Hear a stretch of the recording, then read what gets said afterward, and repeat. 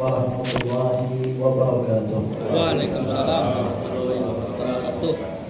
Alhamdulillah rabbil alamin wa bihi nasta'in ala umuri dunya waddin.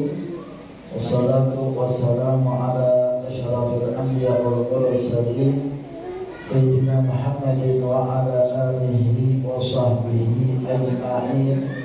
Asyhadu an la ilaha illallah wahdahu la syarika lah. Asyhadu anna sayyidana Muhammadan abduhu wa rasuluh. Allahumma salli wa sallim ala sayyidina Muhammadin miftahi bab rahmatillah adada ma fi ilmillah. Salatan wa salaman daimaini bidawami qalbillah wa ala alihi wa sahbihi. Amma ba'd, alhamdulillah, segala puji kita haturkan kehadiran Allah Subhanahu wa ta'ala. Salawat dan salam kita haturkan kepada junjungan kita Nabi Muhammad sallallahu alaihi wasallam beserta keluarga dan para sahabatnya. Yang saya hormati Bapak Haji Maulana dan keluarga serta Bapak Kades dan hadirin hadirat rahimahullah. Alhamdulillah, kita duduk di dalam majelis ini di malam yang mulia, di waktu yang mulia. InsyaAllah kita dimuliakan oleh Allah Subhanahu wa ta'ala. Amin Allahumma. Ikhwan rahimakumullah, ada satu riwayat hadis Nabi sallallahu alaihi wasallam. Rasul mengatakan, ala ukhbirukum bi thalathi nafarin, mau tidak aku beritahukan kepada kalian tentang 3 orang, kata Rasulullah sallallahu alaihi wasallam. Para sahabat mengatakan, apa itu wahai Rasul sallallahu alaihi wasallam?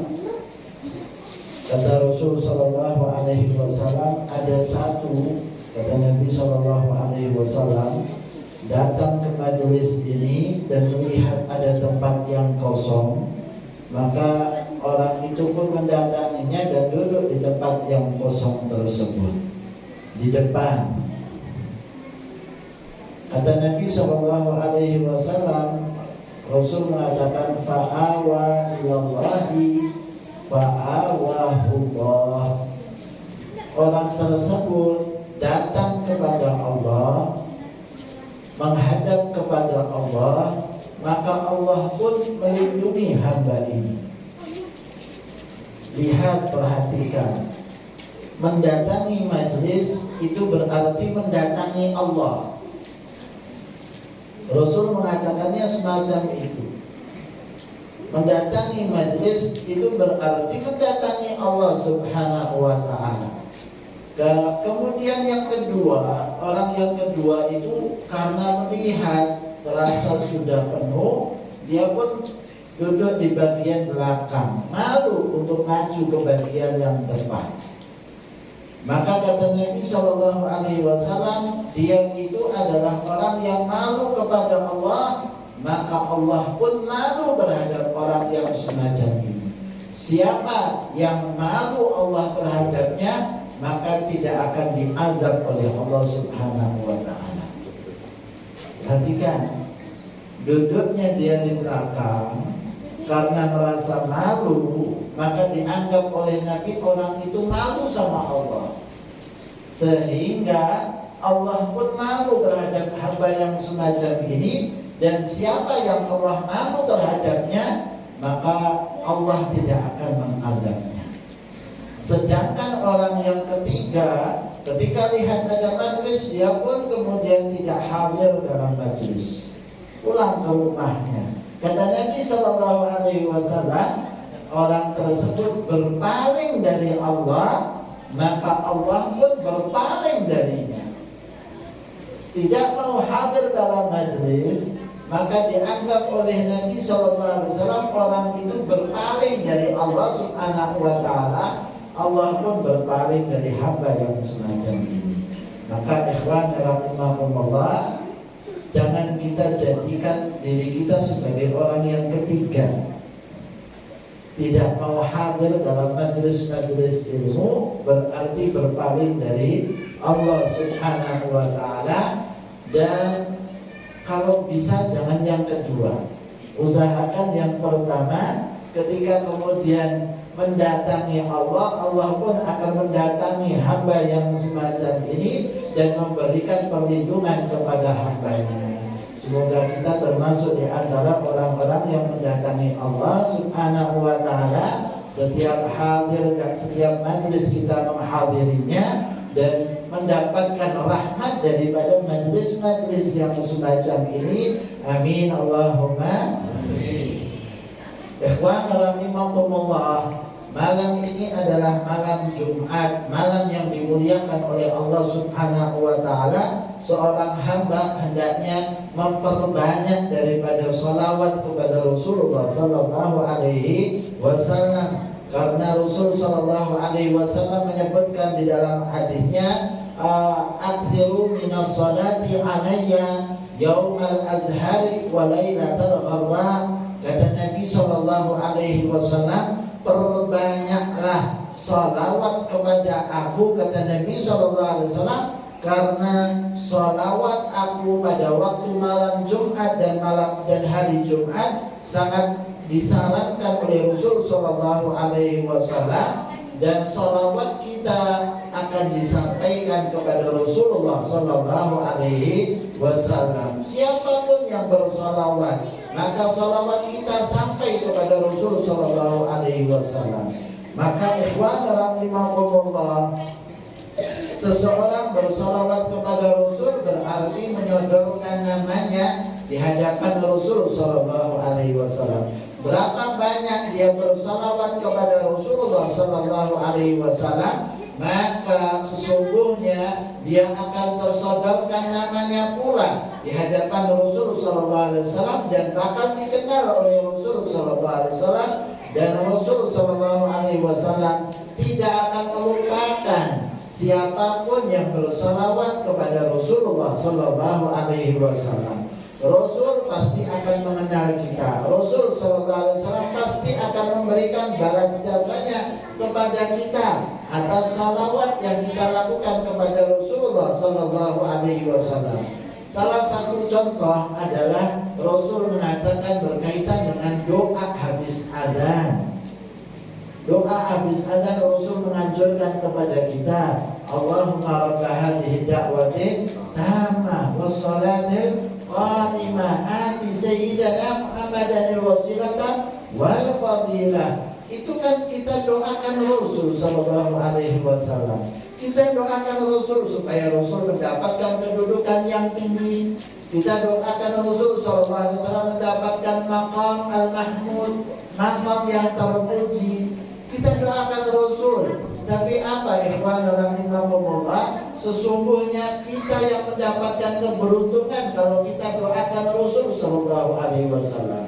Rasul mengatakan siapa yang doa habis adzan dengan doa-doa tersebut, Rasul mengatakan wajabat lahu syafaat.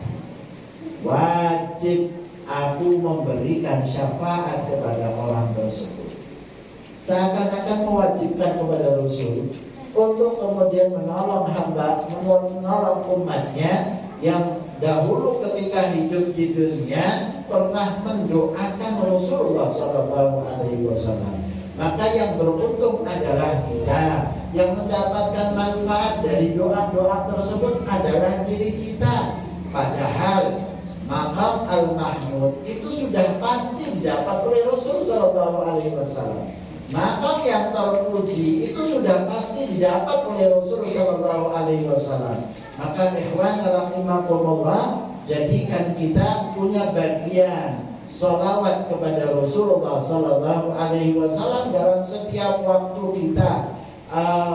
Kita perhatikan ikhwan rahimakumullah istimewanya Rasulullah sallallahu alaihi wasallam. Kita kalau dalam sholat itu tidak boleh bicara. Misalnya saja, ini pernah terjadi di zamannya Rasul sallallahu alaihi wasallam. Ada seorang sahabat Badui dari pedesaan, belum tahu bagaimana tata cara sholat yang benar, datang kepada Rasul, salat bersama dengan Rasulullah Sallallahu Alaihi Wasallam. Waktu sedang salat ternyata ada yang bersin, maka dia pun mengatakan yarhamukallah, didoakan.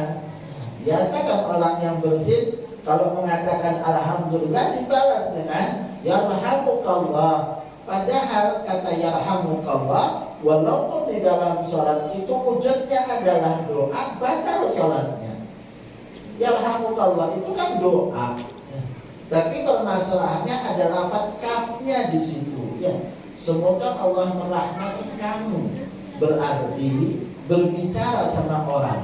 Kalau berbicara sama orang di dalam sholat itu tidak boleh, walaupun wujudnya adalah doa, dan itu bisa membatalkan. Sahabat waktu itu melihat kok ada yang ngomong di dalam sholat, maka semuanya noleh, siapa ini yang bicara ini kok di dalam sholat kemudian bicara.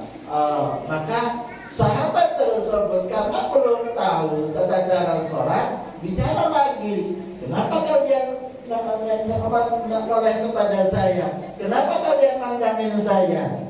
Tambah lagi dia bicara lagi. Maka sahabat menepuk paha mereka, mengingatkan bahwa dia suruh diam. Maka pada saat itu pun dia kebingungan. Ini saya disuruh diam oleh semua orang, nanti saya habis sholat diapakan ini? Ya. Habis selesai sholat nanti pasti diapakan? Dimarahin oleh orang-orang yang semua sahabat Nabi yang kemudian saat itu duduk sholat bersama dengan Rasul Sallallahu Alaihi Wasallam. Ikhwan rahimakumullah, setelah selesai sholat, maka Rasul Sallallahu Alaihi Wasallam memanggil sahabat tadi. Siapa tadi yang bicara di dalam sholatnya? Maka sahabat tadi pun dihadapkan kepada Nabi Sallallahu Alaihi Wasallam. Sahabat itu pun menceritakan, sungguh Nabi Sallallahu Alaihi Wasallam tidak marah sama saya, tidak memukul saya, tapi mengatakan dengan kata-kata yang lemah lembut kepada saya. Rasul hanya mengatakan, innama hadhihi shalah la yasluhu biha kalamun nas. Sesungguhnya di dalam salat ini tidak layak membicarakan manusia. Rasul mengatakan di dalam salat ini hanya ada qiraatul Quran, membaca Al-Quran, tasbih dan zikir saja. Kata Nabi SAW, cuma itu saja yang disampaikan oleh Nabi. Maka sahabat tadi yang mendapatkan pendidikan yang luar biasa dari Nabi SAW merasa lega, merasa senang. Ikhwan rahimahumullah, di dalam sholat bicara walaupun itu sifatnya doa, batal sholat kita. Tapi ikhwan rahimahumullah, di dalam sholat kita mengatakan assalamu alayka ayyuhan nabi wa rahmatullahi wa barakatuh. Kita mengatakan assalamu alayka, salam bagi kamu. Siapa kamunya di sini adalah Rasulullah Sallallahu Alaihi Wasallam. Bicara sama Rasul, assalamu alayka ayyuhan nabiyyu wa rahmatullahi wa barakatuh. Berarti bicara sama Rasul Sallallahu Alaihi Wasallam, tapi sholatnya tidak batal. Sholatnya tidak batal, bahkan wajib dibaca. Kalau tidak dibaca, batal malah sholatnya. Aneh kan? Ini harus kita tahu betapa agung dan mulianya Rasulullah Sallallahu Alaihi Wasallam. Sedang munajat kepada Allah, tapi bicara sama Rasul tidak batalkan sholat. Kita mengatakan assalamualaikum sama orang lain, batal sholat. Dan itulah kenapa di dalam sholat itu akhir sholatnya kita mengatakan assalamualaikum. Loh, kenapa? Berarti sudah bicara sama orang. Dari tadi kita sedang munajat sama Allah. Maka tahallulnya sholat, kan kita ini istilahnya kalau haji ada namanya tahallul. Melepaskan diri daripada ibadah haji itu kan namanya tahallul. Nah, begitu pula melepaskan diri daripada sholatnya dengan kita ngomong sama orang. Apa kita mulainya? Dengan mengatakan Assalamualaikum warahmatullah, Assalamualaikum warahmatullah. Berarti kita sudah bicara sama orang. Kalau sudah bicara sama orang, sudah selesai sholatnya. Tapi anehnya ikhwan rahimakumullah, bicara sama Rasul sallallahu alaihi wasallam tidak batal sholat. Bahkan wajib dibaca. Kita kan lagi di tanah bumbu. Kok ngomongnya Assalamualaikum, salam bagi kamu. Rasulnya kan ada di Madinah. Rasulnya ada di Madinah, tapi kita kok ngomongnya seakan-akan ada di hadapan kita, Nabi Sallallahu Alaihi Wasallam. Kan kalau kita bicara lah, misalnya saja lah sama tembok, kita bicara sama tembok, orang menganggap kita gila. Tapi kita bicara sama Rasul, Rasulnya ada di Madinah, kita mengatakan yang Assalamualaikum, seakan-akan Rasul ada di hadapan kita. Dan memang semacam itulah seharusnya kita tahu kemuliaannya Rasulullah Sallallahu Alaihi Wasallam, bahwa kita memberikan salam kepada Rasul Sallallahu Alaihi Wasallam dengan semacam itu berarti kita nyalami Rasul, sedangkan Rasul ada di Madinah. Terus sampaikanlah salam kita kepada Rasul Sallallahu Alaihi Wasallam. Sebagaimana kita ziarah kubur, kita ziarah kubur itu kita kan mengatakan Assalamualaikum ya ahlal kubur, Assalamualaikum ya dara qaumin mu'minin, antumus sabiqun wa nahnu lahiqun. Kita kan bicara seperti itu. Kita bicaranya Assalamualaikum, salam bagi kalian. Orangnya ada nggak? Ada. Hadir di hadapan kita, kitanya saja nggak tahu. Makanya kita mengatakannya semacam itu, Assalamualaikum. Kita seakan-akan ngomong, bicara sama orang-orang yang ada dalam kubur tersebut. Antumus sabiqun, kalian adalah orang-orang yang terdahulu, sedangkan angka kita ini adalah orang-orang yang bakal menyusul kalian. Itu kan tata cara yang diajarkan oleh Rasulullah Sallallahu Alaihi Wasallam ketika kita berziarah. Ya, apakah kita bicara sama seseorang? Iya, kita bicara sama seseorang. Kita bicara kepada alam arwah yang ada di hadapan kita. Mereka jawab salamnya, iya jawab salam kita. Untung kita nggak dengar. Kalau dengar, nggak jadi ziarah. Tapi itulah tata cara yang diajarkan oleh Rasul Sallallahu Alaihi Wasallam, menunjukkan segala sesuatu yang tidak kita lihat bukan berarti tidak ada. Apalagi Rasul Sallallahu Alaihi Wasallam. Rasul Sallallahu Alaihi Wasallam di Madinah memberikan jawab kepada salam siapapun.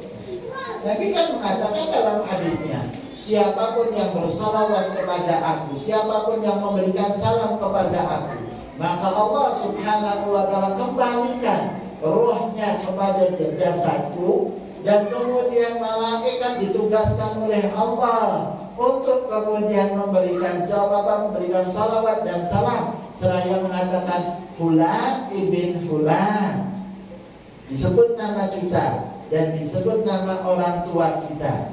Fulan ibn Fulan memberikan salawat dan salam kepada kamu wahai Rasul Sallallahu Alaihi Wasallam, dan dijawab oleh Rasul Sallallahu Alaihi Wasallam.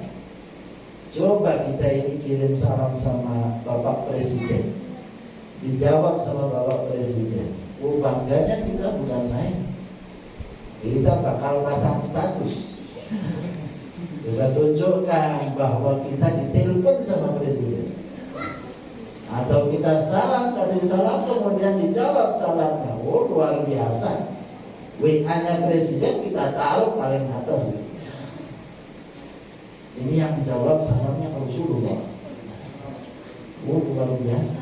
Kenapa kita enggak merasa bangga untuk terus-menerus mendapatkan jawaban salam dari Rasulullah Sallallahu Alaihi Wasallam, sedangkan urusan dunia dan akhirat sudah ada di tangannya Rasulullah Sallallahu Alaihi Wasallam. Rasul mengatakan dalam hadisnya, "Utitu mafatihi khazainil ardi." Aku, kata Nabi Sallallahu Alaihi Wasallam, telah diberi kunci perbendaharaan dunia. Kunci perbendaharaan dunia sudah di tangannya Rasul Sallallahu Alaihi Wasallam. Siapa yang inginkan dunia, kenapa tak lewatnya Rasul? Kuncinya sudah dipegang sama Rasul. Kuncinya sudah dipegang sama Rasul Sallallahu Alaihi Wasallam.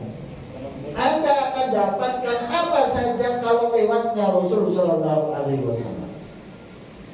Dunia akan didapat dengan kita banyak bersalawat kepada Rasul Sallallahu Alaihi Wasallam. Karena kuncinya dunia, perbendaharaannya sudah di tangannya Rasul Sallallahu Alaihi Wasallam. Diberikan oleh Allah kepada Rasul Sallallahu Alaihi Wasallam. Tapi Rasul Sallallahu Alaihi Wasallam bukan orang yang suka sama dunia. Lihat, Rasul Sallallahu Alaihi Wasallam sudah dikasih kunci perbendaharaan dunia, tapi wafatnya bagaimana? Wafatnya Nabi dalam keadaan baju besinya tergadaikan oleh seorang Yahudi untuk mendapatkan gandum.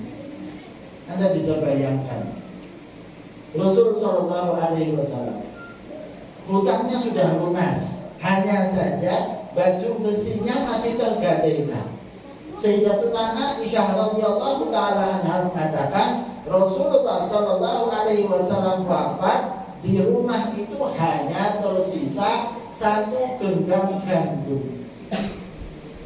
Hanya tersisa itu saja di rumah, kata Sayyidatuna Aisyah. Untuk keluarganya bagaimana keadaan esok-esok harinya, Allahu a'lam. Tidak dipikirkan oleh Rasulullah Sallallahu Alaihi Wasallam, karena memang itu bukan satu hal yang menjadi pusat pikirannya Rasul Sallallahu Alaihi Wasallam. Kalau kita kan tinggalkan 7 turunan, bagaimana warisan untuk anak-anak kita siapkan semuanya. Rasul Sallallahu Alaihi Wasallam kuncinya sudah ada di tangan Rasul, tapi Rasul Sallallahu Alaihi Wasallam tidak peruntukkan untuk diri Nabi Sallallahu Alaihi Wasallam. Tidak mau Nabi Sallallahu Alaihi Wasallam menjauh Nabi Sallallahu Alaihi Wasallam dari kehidupan dunia, dan beliau memilih dirinya dalam keadaan susah hidupnya.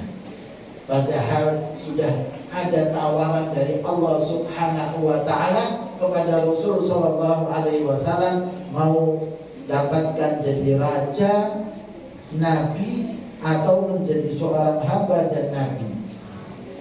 Minta apa wahai Rasul Sallallahu Alaihi Wasallam? Maunya yang bagaimana? Raja, nabi bisa. Ini gunung kita mau jadikan emas, kemana saja kamu pergi wahai Rasulullah, dia akan ikut sama kamu. Itu sudah ditawarkan kepada Rasulullah Sallallahu Alaihi Wasallam. Tapi Rasul Sallallahu Alaihi Wasallam memilih untuk menjadi seorang hamba dan menjadi seorang nabi, seraya mengatakan, kalau aku bisa makan, aku bisa bersyukur kepada Allah Subhanahu wa Ta'ala, dan kalau tidak, aku bisa bersabar. Itulah Rasulullah Sallallahu Alaihi Wasallam. Maka ikhwan rahimahumullah, yang mau mengambil hal-hal yang berkaitan dengan dunia, urusan-urusan dunia kita lewatnya Rasul Sallallahu Alaihi Wasallam. Anda dalam kesulitan, baca sholawat, duduk dalam satu tempat, bersalawat kepada Rasul dengan jumlah yang sangat banyak, insya Allah akan dapatkan. Ada kan satu kisah disebutkan dalam satu riwayat bahwa seseorang mempunyai hutang yang banyak, maka kemudian dia pun banyak bersalawat kepada Rasulullah Sallallahu Alaihi Wasallam. Mungkin Anda sudah dengar itu di WA kan sudah banyak tersiar tentang Raja Abdul Hamid yang kedua. Raja Turki, ya, masa Utsmaniyah, kerajaan Utsmaniyah itu sampai sekarang di masa itu masa jaya-jayanya. Maka kemudian orang tersebut mengatakan bahwa sesungguhnya akhirnya dia menghadap kepada raja, dan dia katakan bahwa Raja Abdul Hamid berhutang sama dia. Raja Abdul Hamid berhutang sama dia. Pengawal-pengawalnya kebingungan, raja kok punya hutang? Gak mungkin lah. Iya, raja punya hutang sama saya. Maka kemudian ajudannya menghadap kepada raja mengatakan ini ada orang mungkin ya, kurang obat ini, ya, stres. Ya. Loh kenapa? Iya, dia mengatakan kamu wahai raja punya hutang sama dia. Kita sudah kasih uang ala kadarnya tapi dia nggak mau pergi, tetap ingin menghadap kepada kamu. Orangnya di mana? Di depan. Saya selesaikan. Maka kemudian datanglah orang tersebut mengatakan, raja tanya, ada apa ini kamu datang ke sini? Wahai raja, kamu punya hutang sama saya. Saya tidak punya dagang sama kamu. Kok saya punya hutang? Iya, saya ini dulunya seorang pedagang yang besar, tapi kemudian bangkrut sampai punya hutang banyak saya. Maka kalau saya punya hutang banyak, tidak ada jalan lain kecuali saya duduk banyak membaca sholawat. Maka saya banyak baca sholawat kepada Rasul Sallallahu Alaihi Wasallam. Dan akhirnya tadi malam saya jumpa Rasul Sallallahu Alaihi Wasallam. Saya jumpa sama Rasul. Anda bisa bayangkan, orang datang sama raja ngaku mimpi Rasul. Itu kan perlu bukti. Perlu bukti bahwa benar bahwa saya mimpi Rasul, supaya raja tak percaya terhadap apa yang saya katakan ini. Loh, kok bisa? Terus apa yang terjadi? Kata orang tersebut, Rasul Sallallahu Alaihi Wasallam mengatakan kepada saya, kamu itu wahai raja biasanya punya baca sholawat. Tadi malam kamu ketiduran, lupa baca sholawat kamu karena terlalu sibuk dengan kerajaannya. Ternyata kamu tadi malam belum baca sholawat. Itu tandanya dari Rasul SAW bahwa menunjukkan mimpinya benar, ya, supaya tahu bahwa rajanya benar-benar dia punya mimpi, ya. Rajanya kaget, benar tadi malam saya kemudian tertidur belum sempat untuk baca sholawat yang biasa saya baca. Rasul mengatakan kepada pedagang tersebut, katakan kepada Abdul Hamidku. Rasul mengatakan Abdul Hamidku. Senangnya raja bukan main, dianggap oleh Rasul sebagai orangnya Rasul Sallallahu Alaihi Wasallam. Karena senangnya raja tersebut dikasih lagi. Suruh ulang lagi kata-kata Rasulnya apa sih waktu itu? Abdul Hamidku, ya kasih lagi. Diulang lagi, suruh ulang lagi, kasih lagi. Lebih daripada yang dia perlukan untuk dagangnya, dan kemudian dia pun pulang dengan selesai urusannya. Sebab apa? Salawat kepada Rasulullah Sallallahu Alaihi Wasallam.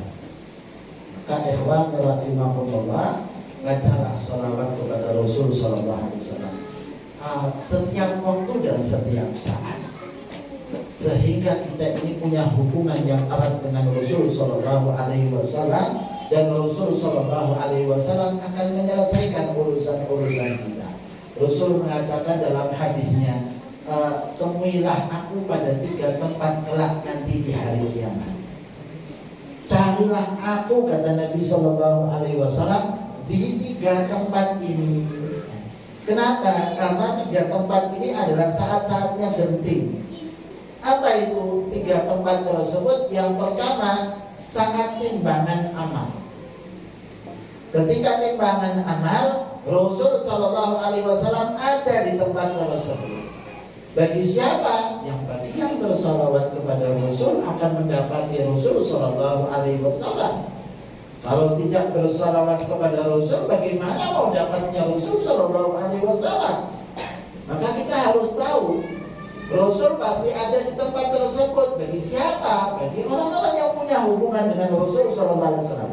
Ketika kemudian orang ditimbang amalnya, maka pada saat itu orang merasa genting. Dahsyatnya bukan main, apakah dia itu selamat atau tidak di hari akhir. Ketika kemudian dia dapati bahwa timbangan amalnya yang baik itu banyak dan berat, maka malaikat Jibril berseru kepada seluruh makhluk seraya mengatakan, Sa'idah fulan ibn fulan sa'adatan la yashqa ba'daha abada. Fulan ibn fulan sekarang bahagia dengan kebahagiaan yang tidak ada celaka selama-lamanya. Dan kenapa? Timbangan amal kebajikannya lebih berat daripada keburukan. Tapi kalau timbangan catatan buruknya lebih berat daripada kebaikannya, malaikat Jibril berseru kepada seluruh makhluk seraya mengatakan, Syadiya fulan ibn fulan syaqawatan la yas'adu ba'daha abada. Fulan ibn fulan celaka, yang mana celakanya ini tidak ada bahagia lagi selama-lamanya. Na'udzubillah. Maka ikhwan rahimakumullah, untuk ngurus daripada urusan-urusan yang berat ini, yang bisa adalah Rasulullah sallallahu alaihi wasallam. Urusan dunia lewatnya Rasul. Urusan akhirat ya yang bisa Rasul sallallahu alaihi wasallam. Ya, gak akan bisa kecuali Rasul sallallahu alaihi wasallam. Nabi Adam, Nabi Nuh, Nabi Ibrahim, Nabi Musa dan Nabi Isa gak bisa semuanya. Mereka kemudian lepas tangan terhadap keadaan yang semacam itu.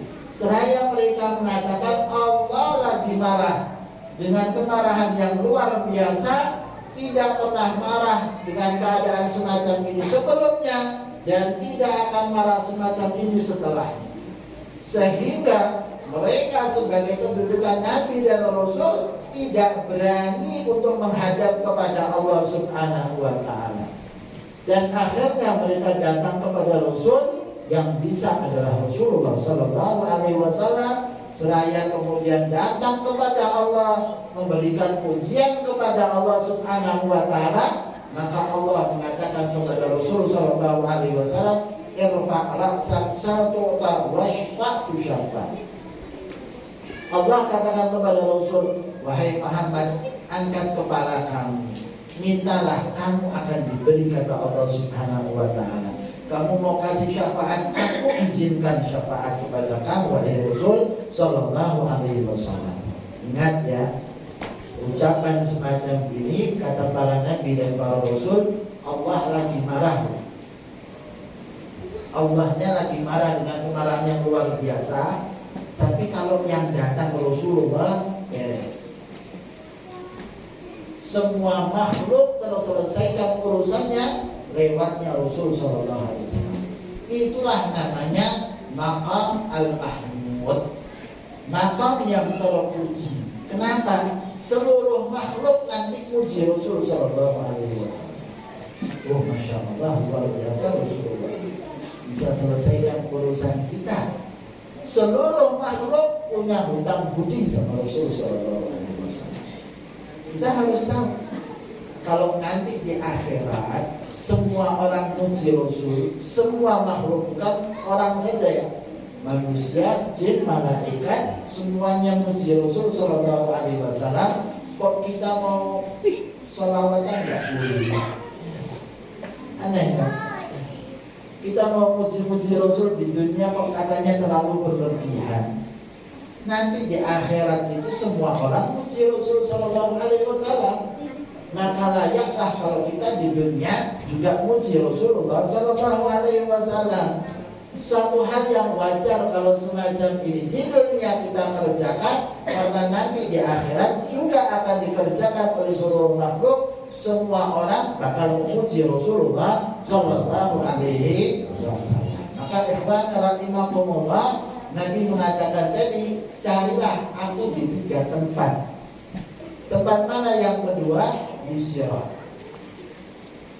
Kata Nabi sallallahu alaihi wasallam, setiap orang yang lewat di Sirat Nabi Muhammad SAW ada di seberang sirat mengatakan Allahumma sallim sallim, ya Allah selamatkanlah dia, ya Allah selamatkanlah dia. Nabi berusaha kita ini selamat waktu titian sirat, yang mana titian sirat itu adalah sangat panjang sekali. Di bawahnya adalah neraka jahanam.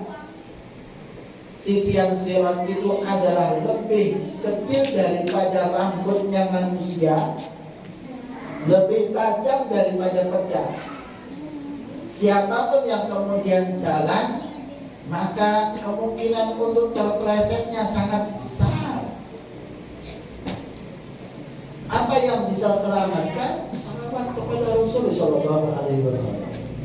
Dan dianjurkan kita ini baca ini habis sholat, kita baca asyhadu an la ilaha illallah wahdahu la syarikalah wa asyhadu anna Muhammadan abduhu wa rasuluh sebanyak 4 kali.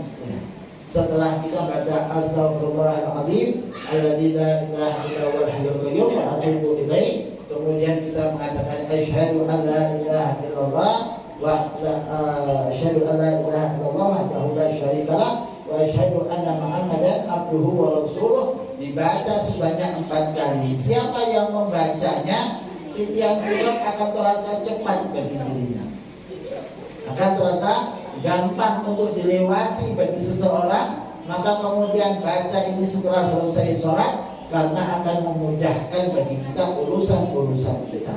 Maka ikhwan rahimakumullah, jadikan Rasul SAW adalah sarana bagi kita untuk menyelesaikan urusan-urusan kita dengan kita banyak baca sholawat kepada Rasul SAW. Dan tempat yang ketiga di akhirat kelak, kata Nabi SAW, aku ada di tempat tersebut, yaitu di telaga Nabi SAW. Telaga adalah tempat yang sangat luas sekali, luasnya perjalanan 1 bulan lamanya. Ada air di telaga tersebut yang Allah Subhanahu wa Ta'ala persiapkan buat Rasul SAW dengan gelas-gelasnya sebanyak bintang di langit jumlahnya, menunjukkan banyaknya daripada gelas-gelas yang akan dipersiapkan oleh Rasul, keluarga Rasul dan sahabat Rasul, diberikan kepada kita umat Muhammad sallallahu alaihi wasallam.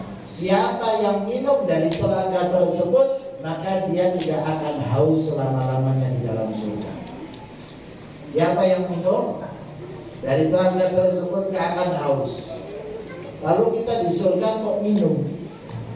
Kan kita di surga ada sungai, ada sungai-sungainya, ada 4 sungai. Yang satu air jernih airnya, yang satu adalah air susu sangat putih warnanya, yang satu adalah yang satu madu ya. Oh, madunya luar biasa, madu Yaman kalah. Madu Yaman kalah. Ini madu yang luar biasa dinikmati oleh seseorang. Dan kemudian yang terakhir ada arak ya. Bagi siapa yang minum di dalamnya tidak akan kemudian dia mabuk ya, karena minum arak tersebut. Pemberian dari Allah. Tapi ingat, dia sudah minum dari telaganya Rasul Sallallahu Alaihi Wasallam. Orang kalau sudah minum dari telaganya Rasul tidak akan merasa haus. Lalu apa di dalam surga? Maunya menikmati, bukan karena kehausan. Kenapa? Karena kehausan itu termasuk adab, naudzubillah min dzalik. Dan surga tidak ada adabnya. Surga sama sekali tidak ada adab. Adabnya untuk kehausan saja tidak ada. Kehausan sama sekali tidak ada. Di dalam surga apa adanya? Wa fiha ma tashtahil anfusu wa talabbul a'yun. Di dalam surga tersebut apa saja yang diinginkan oleh seseorang didapat. Yang enak dipandang oleh manusia akan didapatkan oleh orang tersebut. Sehingga surga itu bagi dirinya adalah kenikmatan yang luar biasa, apa saja yang menyenangkan bagi dia akan didapat oleh orang tersebut. Kita kalau misalnya pergi ke hotel, orang merasa senang tinggal di hotel. Tempatnya bagus, tempatnya nikmat, semuanya ada yang diinginkan. Coba tinggal di hotel 1 tahun, enak nggak? Nggak enak sama sekali. Sumpah, cuma tempatnya cuma segitu saja, nggak bisa kemana-mana. Hari pertama dia senang, seminggu sudah bosan. Anda bayangkan di dalam surga itu selama-lamanya loh. Bosan gak kita ini? Selama-lamanya, gak ada batasan akhir. Terus tetap ada di dalam surga. Rahimahullah, kenapa gak ada kebosanan di dalam surga? Karena kenikmatannya terus bertambah. Kenikmatan yang ada dalam surga itu terus bertambah. Bahkan disebutkan dalam riwayat bahwa punyahan yang kedua itu lebih nikmat daripada punyahan yang pertama. Jadi ketika makan pun, makannya pun sampai punyahannya saja sudah berbeda nikmat yang ada di dalamnya. Maka orang akan terus mendapatkan tambahan nikmat dari Allah Subhanahu wa ta'ala. Rahimahumullah, kenikmatan di surga berbagai macam. Ada makanan, minuman, istana dan lain sebagainya, bidadari. Tapi ada kenikmatan yang sifatnya maknawi. Kenikmatan bukan hanya yang zahir saja, tapi ada kenikmatan yang sifatnya batin. Apa kenikmatan yang sifatnya batin? Yaitu kumpul dengan para nabi, para siddiq, para syuhada, dan orang-orang yang saleh. Itu kenikmatan tersendiri. Kumpul dengan Rasulullah Sallallahu Alaihi Wasallam, bersama dengan Rasul Sallallahu Alaihi Wasallam. Itu kenikmatan yang berbeda daripada kenikmatan hanya sekedar makan dan minum. Al-Habib Ali bin Muhammad Al-Habsyi dalam qasidahnya mengatakan bahwa sesungguhnya fi jannatin ma syaqani min wasfiha illa liqaunil hibbi fiha khayaman. Di dalam surga yang sesungguhnya tidak membuat aku tertarik dengan sifat-sifatnya. Jadi orang sudah tingkatan Al-Habib Ali Al-Habsyi itu, beliau itu yang mengarang Shahibul Maulid, tidak merasa tertarik masuk surga karena ada bidadari, karena ada makanannya, karena ada minumannya. Tapi tertarik masuk ke dalam surga, kenapa? Karena ada Rasulullah Sallallahu Alaihi Wasallam. Itu yang mereka cari. Sehingga kenikmatan selain makan dan minum, ada kenikmatan lain. Apa itu? Kumpul dengan orang-orang saleh, kumpul dengan Rasulullah Sallallahu Alaihi Wasallam. Kalau kita mau kumpul di akhirat dengan Rasul, dengan para siddiq, para syuhada dan sholihin, di dunia jadikan kita kumpul bersama orang-orang yang saleh. Kalau ada orang-orang saleh datang ke tempat kita, maka kita datangi mereka ini. Duduklah bersama dengan orang-orang saleh. Karena ada kenikmatan tersendiri di dalam memandang mereka, duduk bersama dengan mereka akan memberikan manfaat kepada kita. Di dunianya saja sudah kita mendapatkan manfaat sebelum di akhirat, dan kenikmatan di akhirat luar biasa. Maka ikhwan rahimakumullah, Anda lihat sahabat Nabi Sallallahu Alaihi Wasallam paling senang kalau sudah duduk bersama dengan Rasul Sallallahu Alaihi Wasallam. Hanzalah kan pernah mengatakan, saya ini munafik. Loh, kenapa kok dianggap munafik dirinya? Saya ini kalau bersama dengan Rasul seakan-akan sudah di surga, di alam lain. Gak tahu kalau sedang di dunia. Tapi kalau sudah kumpul sama istrinya, kumpul sama anaknya, baru dia ingat bahwa dirinya sudah di dunia, masih di dunia. Loh, perasaannya kok beda ini. Duduk bersama dengan Rasul, lalu kumpul dengan keluarganya kok berbeda. Maka Allah mengatakan saya munafik. Berarti ini sahabat yang luar biasa. Maka datang sama Rasulullah SAW. Katanya Rasulullah, keadaan saya kok seperti ini. Duduk sama kamu terasa nikmat sekali. Tapi begitu duduk keluarga, maka biasa tahu bahwa sedang hidup di dunia. Maka kata Rasulullah SAW, wahai hamba, kalau kamu perasaan kamu seperti duduk bersama dengan saya, sampai kamu bawa pulang terus-menerus seperti itu, niscaya kamu bakal disalami oleh malaikat di jalan-jalan. Kalau bisa istiqomah terus-menerus, perasaan itu tetap ada, dibawa oleh hamba sampai pulang ke rumahnya, malaikat akan salamin kamu di jalan-jalan, kata Nabi SAW. Tapi Rasul kemudian memahaminya, seraya mengatakan walakin hamdalah fasaha.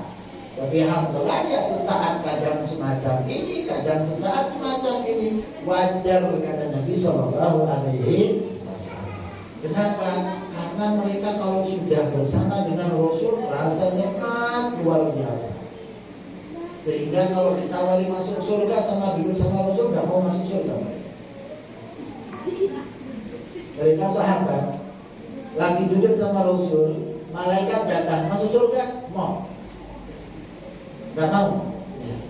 Itu kenapa? Ini lebih dari surga. Rasul SAW lebih daripada surga, sehingga kok ditawarin surga. Lah ini tempatnya rahmatnya Allah ada di sini. Rasulullah SAW kok malah cari yang lain. Rasulullah SAW yang lebih daripada surga.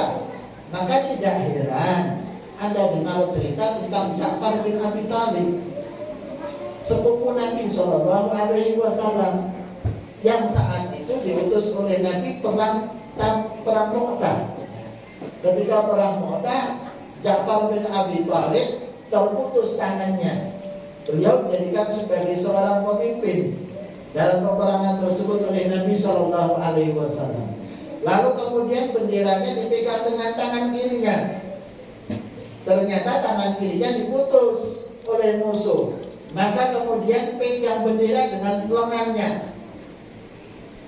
Karena bendera itu kan penting di masa itu. Kalau bendera jatuh berarti kalah.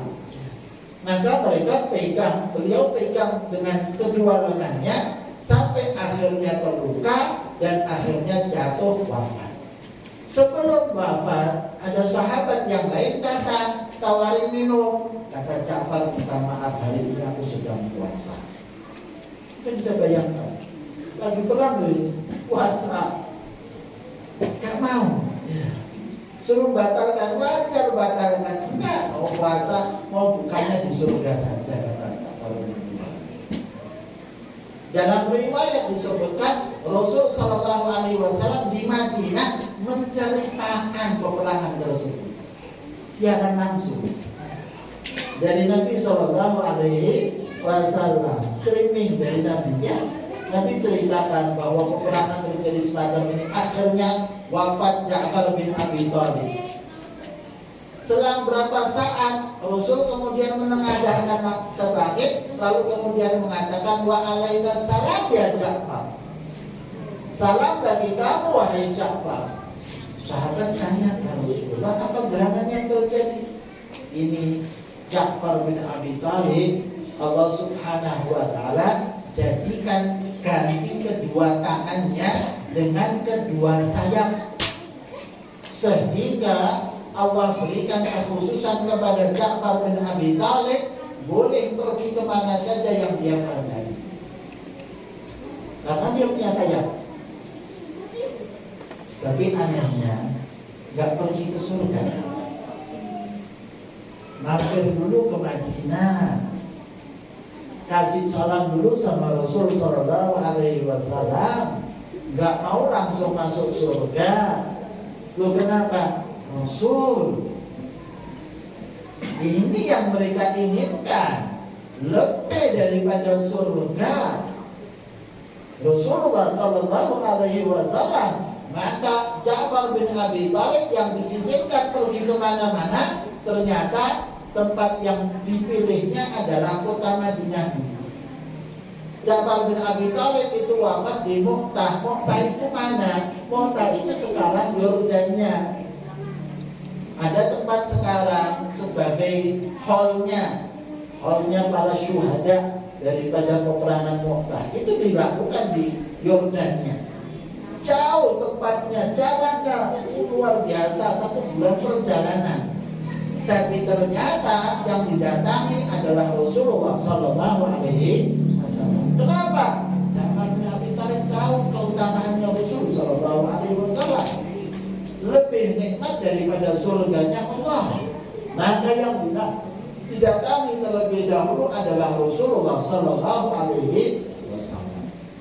Maka ikhwan rahimakumullah, itulah Rasulullah Sallallahu Alaihi Wasallam yang seharusnya jadi saat kita sebagai solusi terhadap semua permasalahan kita.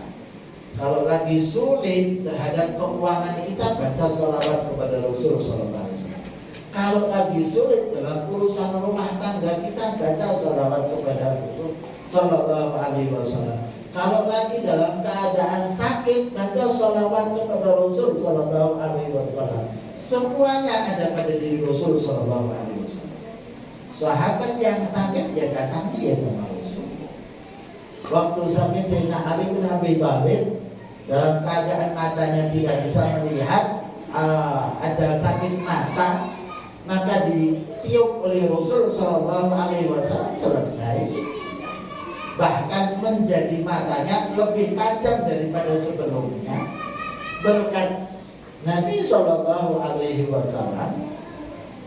Sayyidina Abu Bakar As-Siddiq waktu hijrah bersama dengan Nabi Sallallahu Alaihi Wasallam tersengat ular. Lalu kemudian yang mengobatinya adalah Rasul Sallallahu Alaihi Wasallam. Cukup kemudian dengan tangan Nabi Sallallahu Alaihi Wasallam diusapnya begitu saja, sembuh sedia kala. Ada anak kecil dipegang kepalanya oleh Nabi Sallallahu Alaihi Wasallam.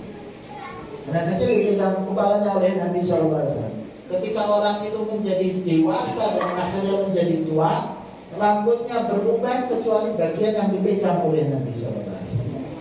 Kecuali yang dipegang, yang lainnya berubah. Tapi dipegang oleh Nabi Sallallahu Alaihi Wasallam tidak berubah, tetap muda. Obatnya Rasul Sallallahu Alaihi Wasallam.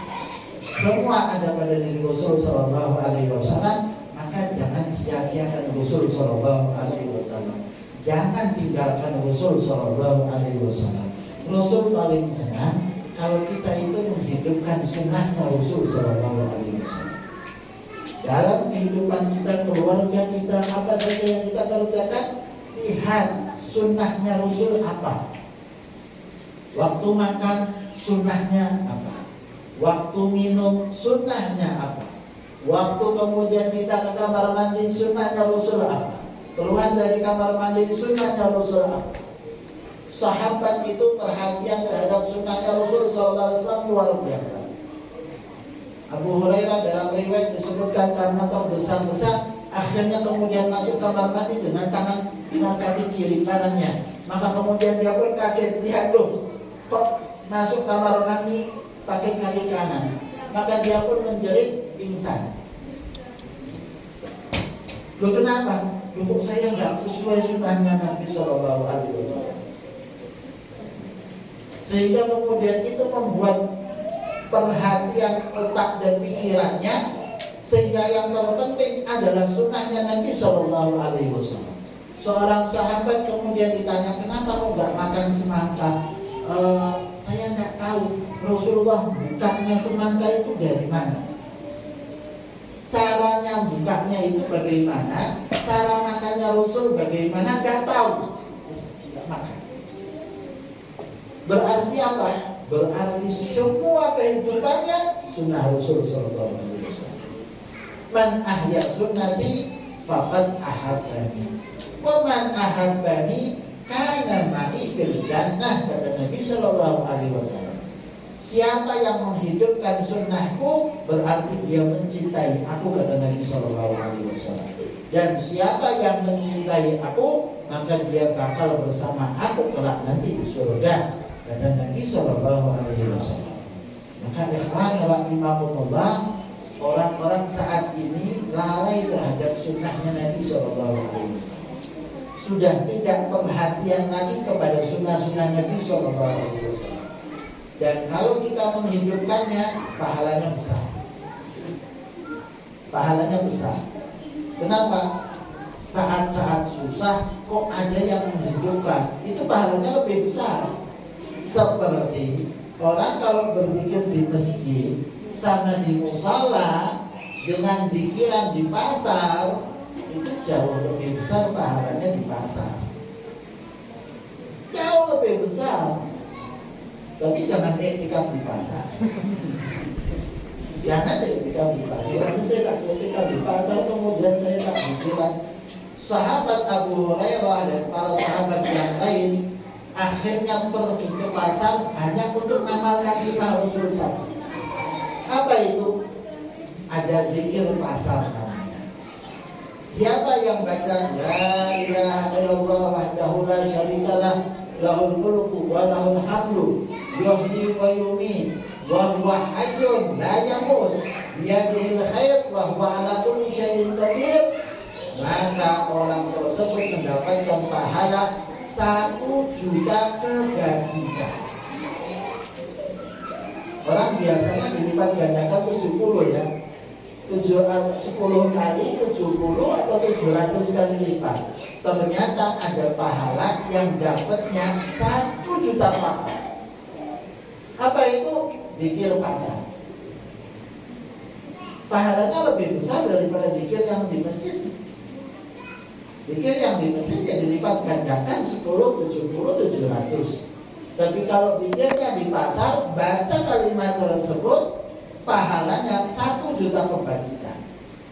Tapi ada syaratnya. Syaratnya zikirnya harus keras.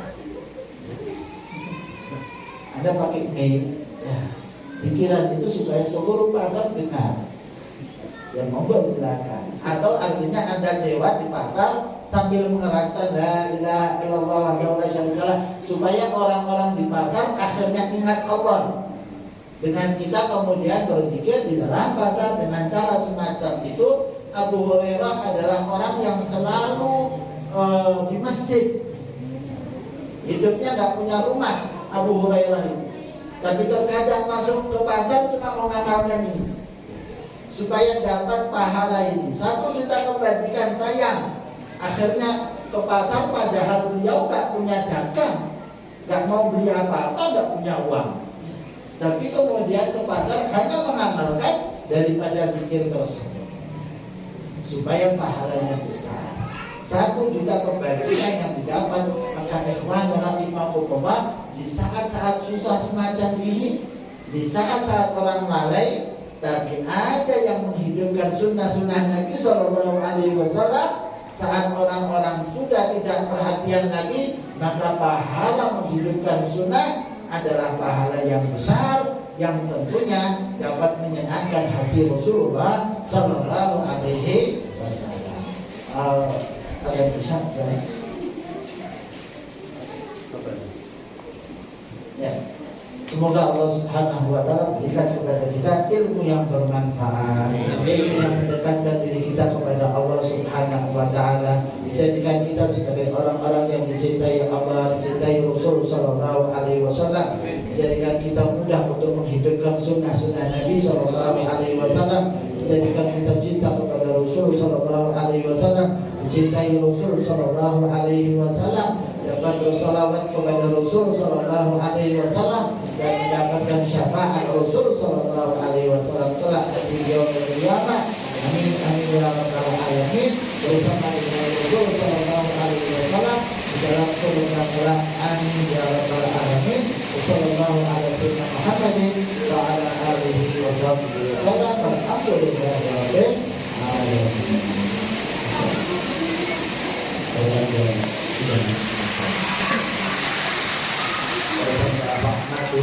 Amin ya rabbal